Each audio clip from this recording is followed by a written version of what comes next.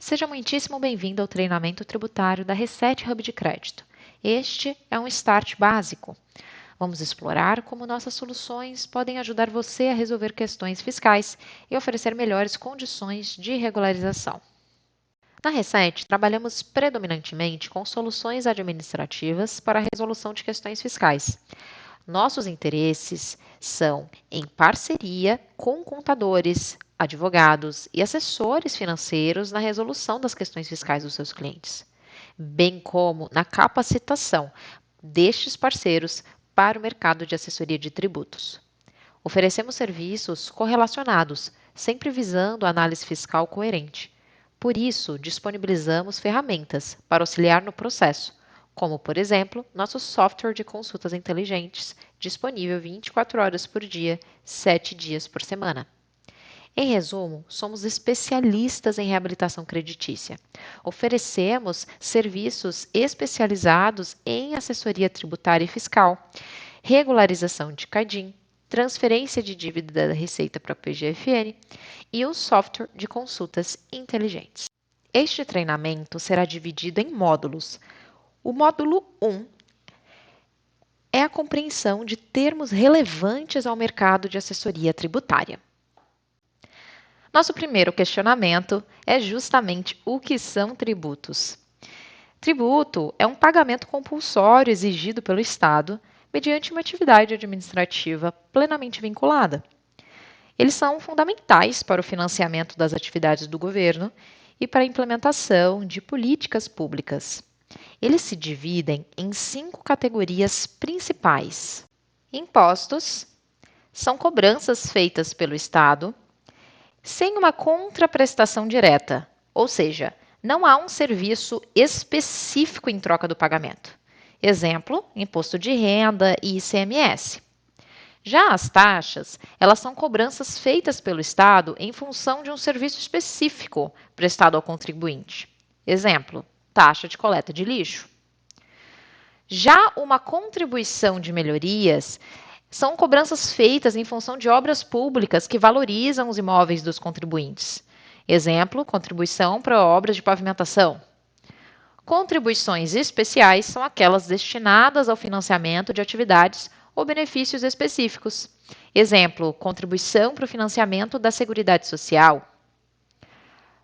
Por último, nós temos o empréstimo compulsório, que são cobranças realizadas em situações excepcionais e previstas na Constituição, como guerra externa ou calamidade pública. Pois bem, estes tributos, eles precisam ser regularizados e organizados de alguma forma. Para isso que existem os regimes de tributação, que são sistemas definidos pela legislação fiscal para determinar como os impostos de uma empresa são calculados e pagos.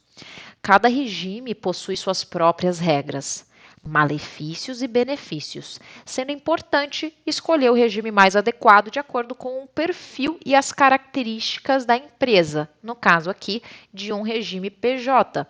Eles são divididos em 3 tipos: simples nacional, lucro presumido e lucro real.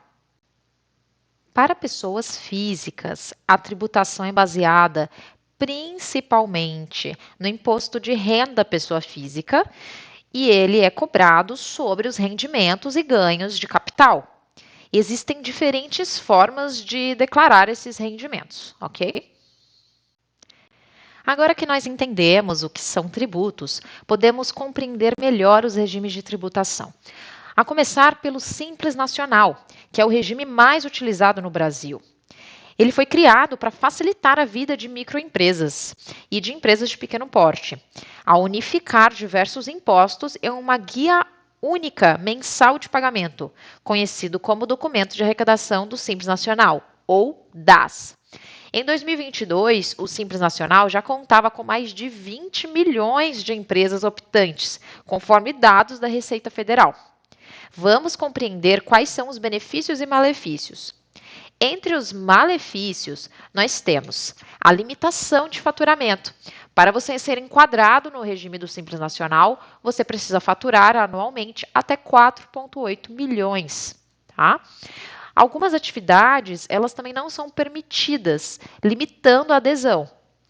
e possibilidade de tributação mais elevada em casos específicos. Então, para algumas empresas, a alíquota efetiva ela pode ser mais alta do que a dos outros regimes, dependendo da atividade e da faixa da receita. E dentre os benefícios, nós temos a redução da carga tributária. Essas alíquotas que eu comentei há pouco, ou seja, os percentuais ou valores fixos aplicados sobre a base de cálculo de um tributo para determinar o valor a ser pago, elas geralmente são menores quando comparadas a outros regimes, beneficiando ali o micro e pequeno empreendedor. Simplificação no pagamento dos impostos. Então, essa guia única, DAS, ela facilita a administração fiscal. Um terceiro ponto positivo é a menor burocracia e custos operacionais. Então, por ser mais prático, reduz a necessidade de serviços contábeis complexos e custos associados a eles. A segunda categoria de regime tributário PJ é o lucro presumido. Ele é voltado para empresas que têm faturamento anual até 78 milhões e não são obrigadas a adotar o regime de lucro real. Nesse regime, a base de cálculo para os tributos federais ela é presumida a partir de um percentual fixo sobre a receita bruta, variando de acordo com o tipo de atividade exercida pela empresa. Dentre os malefícios apresentados por este regime, nós temos alíquotas fixas que podem ser desvantajosas para empresas com margem de lucro baixa. Se a margem for inferior ao percentual presumido, a empresa pagará mais impostos do que deveria. Em um segundo ponto, nós temos menor possibilidade de dedução e abatimento. Despesas operacionais não podem ser deduzidas da base de cálculo. Isso limita o planejamento tributário. Um terceiro ponto é a limitação de faturamento, né? Como eu falei há pouco, até 78 milhões anuais. Então, empresas que ultrapassam esse limite, elas são obrigadas a optar pelo lucro real. Agora, falando um pouquinho dos benefícios desse regime, nós temos o cálculo simplificado dos impostos. Isto porque a base de cálculo ela é presumida, com base em percentuais fixos sobre a receita bruta, simplificando o processo de apuração. Um segundo benefício é a possibilidade de alíquotas menores para empresas com margem de lucro elevada. Então, empresas com margem superior aos percentuais presumidos, elas podem pagar menos impostos. Um terceiro ponto é a menor burocracia comparada ao lucro real. Não requer escrituração contábil detalhada, por exemplo, reduzindo a carga administrativa. Muito bem, falando sobre o último tipo de regime tributário PJ, o lucro real, nós podemos entender que ele é utilizado por empresas que possuem um faturamento anual superior a 78 milhões ou que não se enquadram em atividades específicas, como instituições financeiras.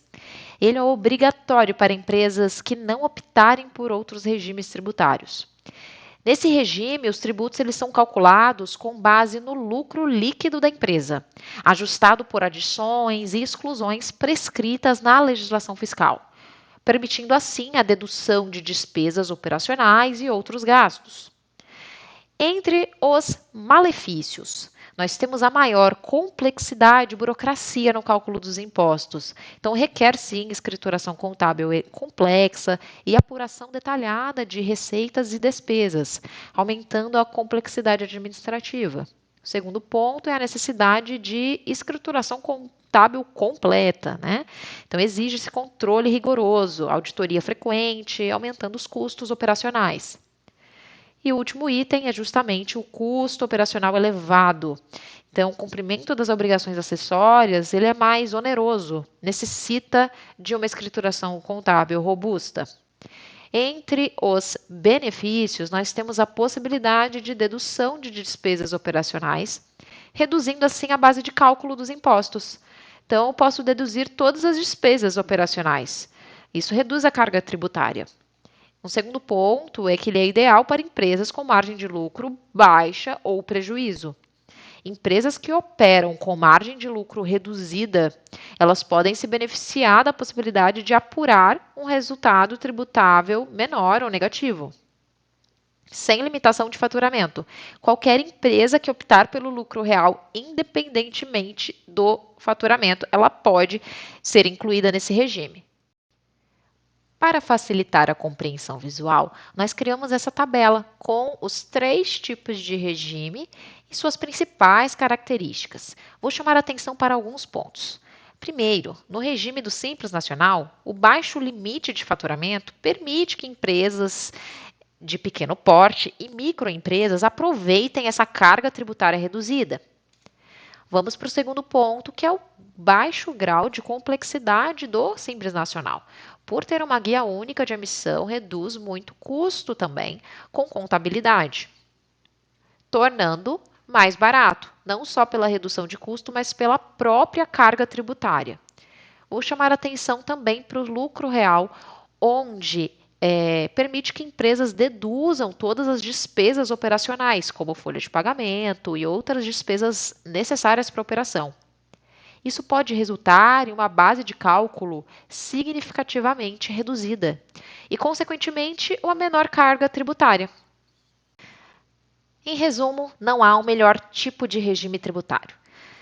É necessário fazer uma análise do faturamento anual da empresa, do quanto ela está disposta a ter um grau de complexidade elevado, quais custos ela pode pagar neste momento e quais são as possibilidades de dedução.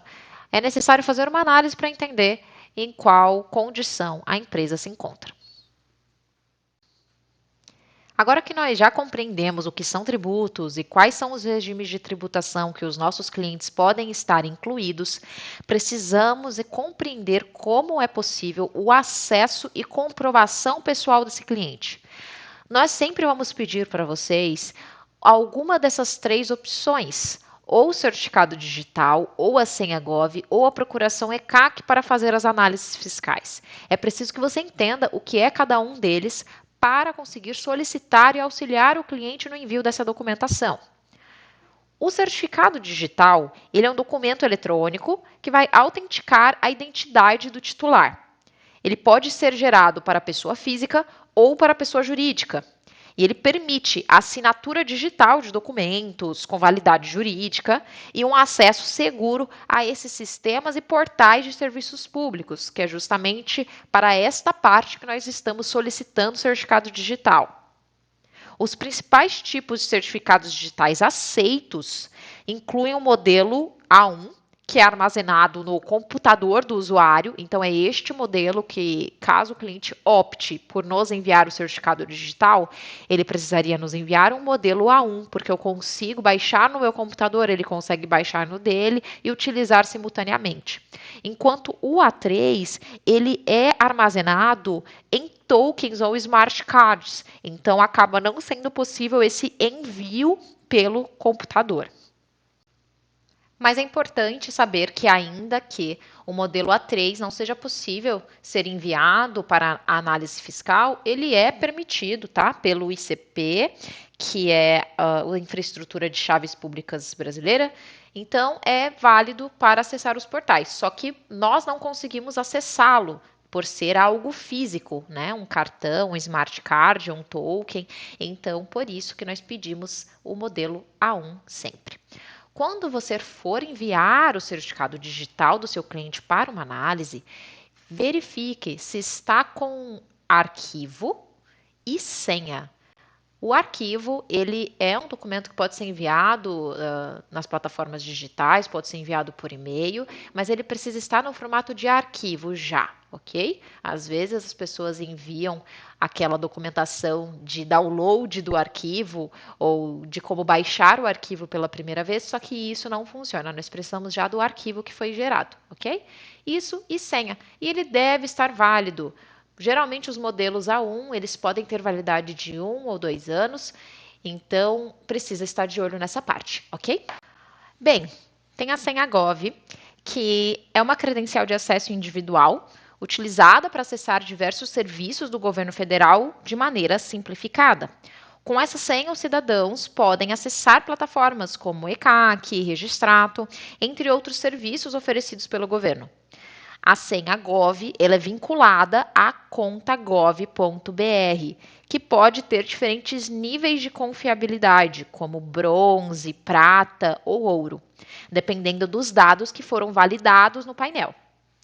Para acessarmos seus portais através da senha Gov, precisamos do envio do número do CPF mais senha. E tem um fator interessante. A senha Gov, ela pode estar autenticada com 2 fatores. O que isso significa? Significa que o que nós, ao acessarmos, mesmo com senha, vai solicitar um código enviado para o e-mail do cliente.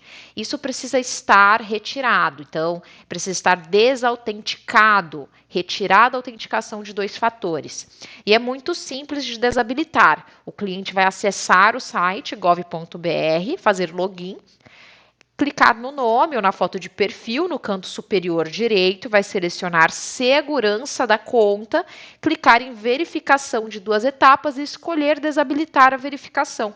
Tá? Após esse procedimento e com a senha desabilitada, nós podemos fazer as verificações e análises fiscais. Lembrando que senha Gov somente para CPF, não existe senha Gov de CNPJ, ok? Agora, procuração ECAC. Ela é uma procuração que ela é habilitada na plataforma ECAC, que nós vamos conversar um pouquinho sobre o que é, e ela permite que o contribuinte delegue poderes a um terceiro, pessoa física ou jurídica, para realizar as suas operações em seu nome dentro do portal ECAC. Então, os clientes vão precisar habilitar essa procuração para o nosso CNPJ, precisa ser para o nosso, porque só dessa forma nós conseguimos validar as informações aqui, e sempre colocar uma validade mínima de 30 dias. No material de apoio tem todos os passo a passo aqui de cada uma das questões de formas de acesso, para ficar bem prático para ti e um passo a passo de como fazer a procuração da ECAC, mas nós vamos mostrar também como funciona. Bem, falando um pouquinho dos principais portais de informação e serviços fiscais. Esses portais são ferramentas essenciais para a gestão e regularização fiscal. Compreender e utilizar esses portais é crucial para profissionais da área tributária, ok? Pois otimiza a gestão das obrigações fiscais, facilita a regularidade de pendências e melhora a eficiência na prestação de serviços tributários. Falando primeiro sobre o portal ECAC. Ele é um portal da Receita Federal que oferece uma ampla gama de serviços eletrônicos para os contribuintes. Ele permite o acesso a informações fiscais, emissão de certidão, consulta de pendências, entrega de declarações, entre outros serviços.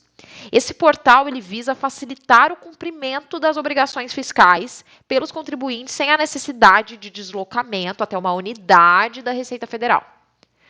Já o portal do Regularize. Ele é administrado pela Procuradoria-Geral da Fazenda Nacional e permite que os contribuintes regularizem suas pendências fiscais. Por meio desse portal, é possível negociar débitos, emitir guias de pagamento, acompanhar parcelamentos, entre outros. Já o portal do Registrato é uma ferramenta oferecida pelo Banco Central do Brasil que permite aos cidadãos acessarem informações financeiras detalhadas, como relatórios de contas bancárias, empréstimos de dívidas, operações de câmbio. Ele é crucial para a transparência financeira. Falando agora sobre o acesso no ECAC ele pode ser feito por meio do site da Receita Federal, utilizando o certificado digital, código de acesso ou login através da senha Gov. O Regularize ele pode ser acessado através do site da PGFN e deve ser feito o login utilizando, novamente, certificado digital, senha Gov ou código de acesso. O Registrato também funciona da mesma forma e são as mesmas formas de acesso. Vou te explicar como é feita a habilitação de procuração no ECAC. Primeiro, você vai escolher entrar com Gov. Se for pessoa jurídica, entre com certificado digital. Se for pessoa física, com senha Gov mesmo. Após entrar no painel, você vai conseguir selecionar senhas e procurações. Clique em Cadastros, Procurações. Primeira opção, Cadastrar procuração. Agora você vai selecionar a vigência da sua procuração e o CNPJ procurador. A vigência precisa ser de pelo menos 30 dias. Em opção de atendimento permitida, selecione todos os produtos existentes. A primeira opção. Tendo feito isso, desça todo o cursor da tela, acione o reCAPTCHA, sou humano, clique em OK e em cadastrar procuração. Neste momento, o sistema do ECAC vai fazer uma prévia de como está a procuração. Isso não é procuração finalizada, você precisa assinar. E a forma de assinatura depende justamente da forma de login. Se você logou com o certificado digital, vai aparecer novamente o certificado digital para você validar. Se você logou com a senha Gov, vai chegar um token para você validar. Agora que nós já entendemos como são feitos os acessos aos órgãos, é mais fácil de entender de fato o que são esses órgãos responsáveis pela administração de tributos. A Receita Federal, por exemplo, ela realiza a fiscalização, a arrecadação e cobrança dos impostos, como o imposto de renda, por exemplo, PIS, CONFINS, entre outros. Em termos de parcelamento de dívida, a Receita Federal ela não é muito fácil. Só pode ser parcelado em até 60 vezes, independente da natureza da dívida, e isso nós falaremos mais para frente. No entanto, esses parcelamentos geralmente não incluem também descontos. Os descontos geralmente não são aplicáveis. E o que pode tornar o valor final muito mais elevado. A PGFN, a Procuradoria-Geral da Fazenda Nacional, ela é um órgão integrante da AGU, responsável pela cobrança de débitos não quitados perante a União Federal. E ela passa a atuar quando se esgotam os meios de cobrança administrativa por parte da Receita. E ela tem um parcelamento muito mais atrativo, tá? Em até 144 vezes é possível parcelar algumas dívidas na PGFN. Nós temos divergência com relação à natureza da dívida, ok? Mas na grande maioria dos casos, 144 vezes. E há a possibilidade de desconto sobre multas e juros, de até 67% de desconto. Interessante falar que há custo de honorário obrigatório de procurador quando as dívidas são migradas para a PGFN. Então, a dívida inicialmente está na Receita Federal.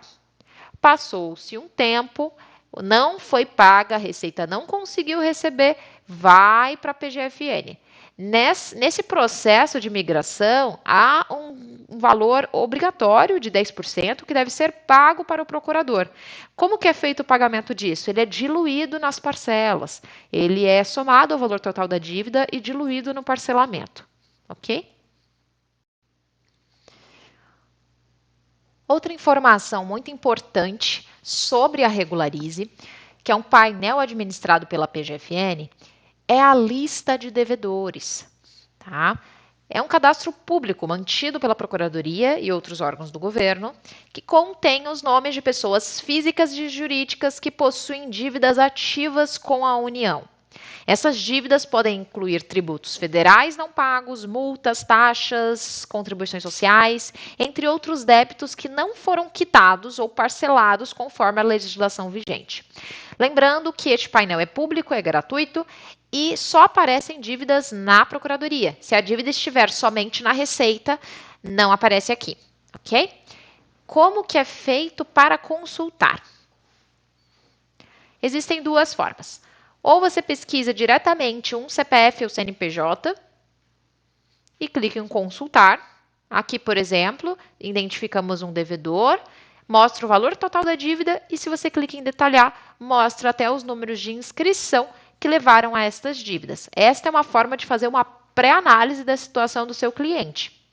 Existe também um formato de análise por município ou estado. Você seleciona o F que você tem interesse. Caso você queira, você pode selecionar também o município ou fazer uma pesquisa ampla apenas no estado. Clique em consultar e será possível verificar a lista dos devedores naquela cidade.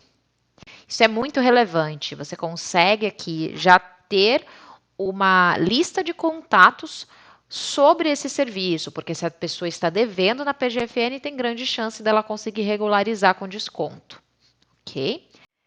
Nós já entendemos até aqui o que são tributos, quais são os principais regimes tributários, quais são os portais de transparência e como nós podemos acessá-los. E você também acabou de ver como é possível fazer uma pré-análise do seu cliente.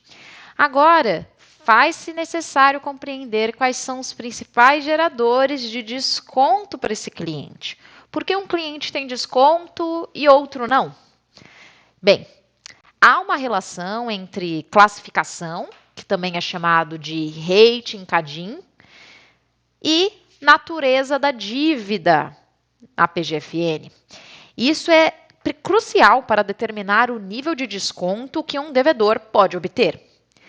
A classificação, ela avalia o risco de inadimplência do devedor. Quanto maior o risco, classificação mais baixa, maior o desconto possível.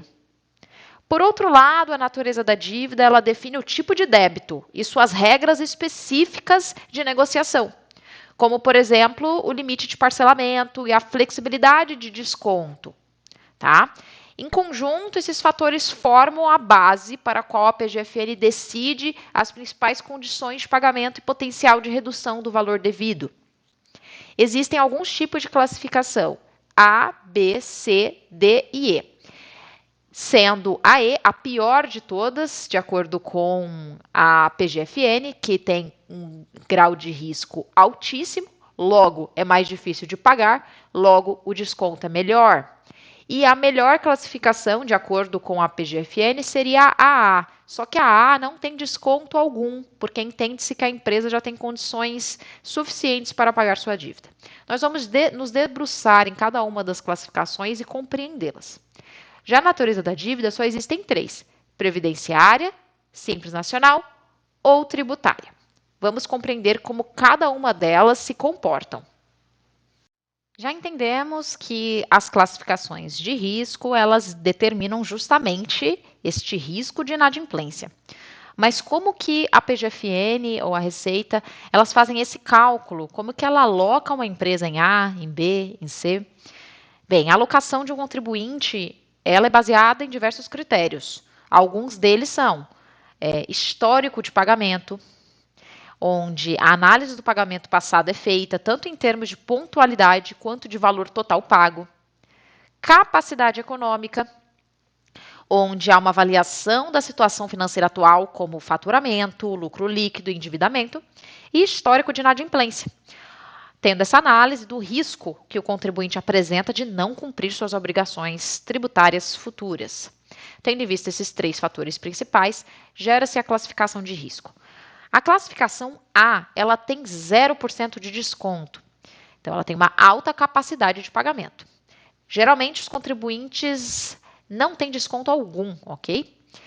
E as empresas com alta lucratividade e histórico de pagamento em dia são os critérios principais para ser classificada como A. Já a classificação B, ela possui uma boa capacidade de pagamento, intermediária. Pequenos descontos podem ser concedidos nessa classificação, mas não é uma prática comum. Quando há descontos, é de 0 a 5%, novamente, não sendo uma prática comum. Entre os critérios estão as empresas ou pessoas físicas com boa condição financeira, mas com alguma restrição ou outra em seu histórico de pagamento. Já a classificação C, ela tem uma capacidade de pagamento moderada. Os descontos eles acabam sendo maiores, de 5 a 30% sobre multas e juros. Os critérios de alocação são empresas ou pessoas com capacidade de pagamento reduzida, que estão já enfrentando alguma dificuldade financeira. Bem, a classificação D, ela indica uma capacidade de pagamento muito baixa. Então, são empresas ou pessoas físicas com sérias dificuldades financeiras, baixo faturamento, prejuízo ou até mesmo desemprego. Os descontos aplicados acabam sendo de 30% a 67%. Existe um outro tipo de classificação que ele é pouco comum, que é a classificação E. Isto porque deve haver uma incapacidade total de pagar aquela dívida. Então, é um contribuinte em situação extrema de dificuldade financeira, como em falência, em recuperação judicial ou de renda muito baixa. Então, os descontos acabam excedendo o máximo possível de 67 em alguns casos. Então, essas são todas as classificações de risco que indicam a porcentagem de desconto concedida. Assim como fizemos nos regimes de tributação, aqui está uma tabela comparativa para te ajudar a compreender a diferença entre cada uma das classificações. Muito bem, existe um outro fator que direciona a porcentagem de desconto ou a forma de parcelamento daquela dívida, que é a natureza da dívida. Vocês lembram que quando estivemos na lista de devedores, é possível detalhar qual é a natureza da dívida que levou àquela dívida ativa. E é justamente isso que nós vamos entender agora.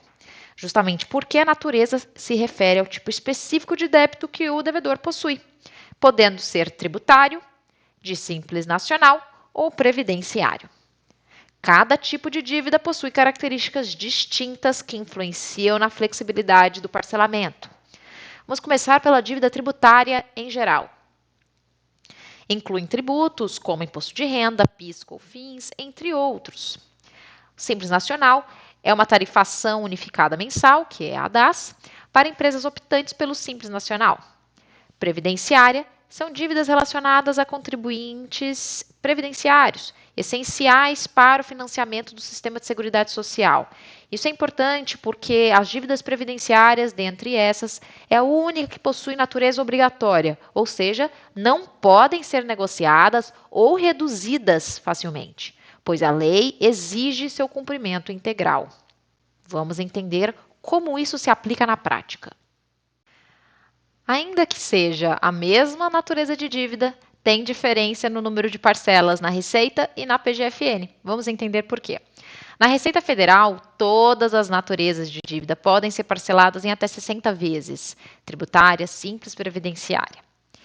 Em caso de inadimplência ou rompimento de acordo, a Receita pode, inclusive, aplicar penalidades adicionais, como multas de 10% a 20% sobre a primeira parcela. Então, se o cliente deve R$100 mil na Receita, se ele já rompeu mais de 2 vezes, ele pode receber na primeira parcela R$10 mil e as outras podem ser divididas em 59 vezes. Independente da natureza da dívida, as condições de pagamento na Receita sempre são mais difíceis do que na PGFN. Quando as dívidas dos tributos não são pagas e são transferidas para a PGFN, elas ficam inscritas em dívida ativa da União. A PGFN, assumindo a responsabilidade pela cobrança e execução dessas dívidas, passa a negociar diretamente com o credor. As dívidas administradas pela PGFN, elas podem incluir aquela taxa de 10%, que é a taxa de procurador. Só que apesar de ter esse acréscimo, ela é diluída no parcelamento. E o parcelamento acaba sendo mais atrativo. As dívidas tributárias não previdenciárias e do Simples Nacional têm condições flexíveis, como, por exemplo, um parcelamento até 145 vezes para documentos classificados como A ou B, enquanto documentos que são classificados como C ou D podem ser parcelados de 120 até 145 vezes. Mas veja, ainda que você tenha a classificação C ou D, você já conseguiu uma condição muito melhor de pagamento do que em 60 parcelas. Aqui é o dobro da quantidade de parcelas no mínimo. Enquanto a dívida previdenciária continua sendo limitada a 60 vezes por aquela questão de ser uma dívida de natureza obrigatória e não é possível um desconto interessante ou até mesmo um parcelamento melhor. Ok? Essas são as condições na PGFN, o que deixam ela com uma melhor condição para o cliente. Resumindo, temos nossa tabela comparativa. A dívida tributária, em geral, na Receita, até 60 vezes. Na PGFN, até 144, às vezes até 145 vezes. Simples Nacional segue a mesma regra. Previdenciária permanece em 60 vezes nos dois órgãos, tanto na Receita quanto na PGFN. Você já se perguntou o que é o CADIM? CADIM significa Cadastro Informativo de Créditos Não Quitados do Setor Público. Ele é um banco de dados mantidos pelo governo federal que reúne informações sobre pessoas físicas e jurídicas que possuem débitos com órgãos e entidades da administração pública. Deve estar inscrito no CADIM, significa que o devedor está em situação de inadimplência, tenha certeza, o que pode restringir sua capacidade de obtenção de crédito, participar de licitação pública ou realizar transação financeira com o setor público. Então, essas são as principais consequências de ter o nome sujo no CADIM. Acontece que o fato de ter o nome no CADIM te influencia em qualquer outra movimentação financeira de grande porte. Então, você já tem restrição de crédito, impedimento de participar de licitações, impedimento também de comprar e vender imóveis, bloqueio e repasse de recursos, comprometimento de reputação e fiscalização mais rigorosa. Essas consequências reforçam a importância de manter as obrigações fiscais em dia e de resolver rapidamente quaisquer pendências que possam levar à inscrição no CADIM. Existem alguns tipos de CADIM. O primeiro deles é o CADIM federal, onde existem débitos para com os órgãos e entidades federais. Você pode acessar a sua regularidade ou irregularidade no CADIM federal via Registrato CADIM ou consultar na plataforma de consultas inteligentes, na consulta PFIM Plus CADIM. Lá vão aparecer todos os órgãos federais. Aqui tem um recorte da consulta, onde mostra, por exemplo, que este devedor em específico ele deve tanto na Procuradoria quanto na Receita Federal. E nós atuamos na resolução justamente deste tipo de CADIM. Agora também existem os CADIMs estadual e municipal. Ambos, para serem resolvidos, precisa ser diretamente no site da Secretaria da Fazenda do Estado ou da Secretaria do Município, porque são débitos municipais e estaduais, logo não podem ser resolvidos pelas mesmas formas do federal. Vamos compreender melhor a atuação do CADIM junto às principais certidões. A CND, a certidão negativa de débitos, ela atesta a inexistência de débitos ou pendências de uma pessoa física ou jurídica perante o governo. Logo, quem tem irregularidade no CADIM não consegue emitir uma CND. Já a CEPEND, que é a certidão positiva com efeito negativa, atesta que existem sim débitos ou pendências, mas que esta pessoa física ou jurídica está negociando esses valores, fez algum termo de acordo, se movimentou para pagar esta dívida. Então, há uma garantia judicial de que ela precisa ter o mesmo efeito, essa certidão, de uma CND. Então, se você tem uma CEPEND, significa que você pode fazer as mesmas coisas que uma pessoa com um CND. CEPEND funciona, na prática, como uma CND, pois atesta que, embora haja débitos, eles estão sim negociados. Agora, quando emitir uma CND ou uma CEPEND?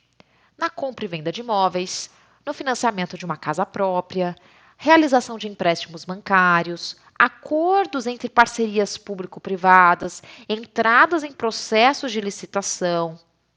Em todos esses cenários, se torna obrigatório o envio do documento. O que impossibilita a emissão de CND? Débitos em aberto. Na Receita Federal, por exemplo, na PGFN também. Pendências declarativas, falta de entrega de documentos obrigatórios, documentos que deveriam ter sido entregues pela contabilidade daquela pessoa e não foi. Então, por exemplo, a DCTF, GFIP, a falta de declaração gera multa e também gera impossibilidade de CND que precisa ser regularizada. Processos fiscais em andamento. Se há autuações ou processos fiscais em aberto, também possibilita a emissão deste importante documento. Muito obrigada pela sua presença até aqui. Espero que os ensinamentos tenham sido valiosos para você como foram para nós. O material de apoio tem informações adicionais que podem te ajudar muito nesse processo de aprendizado. Te vejo no segundo módulo.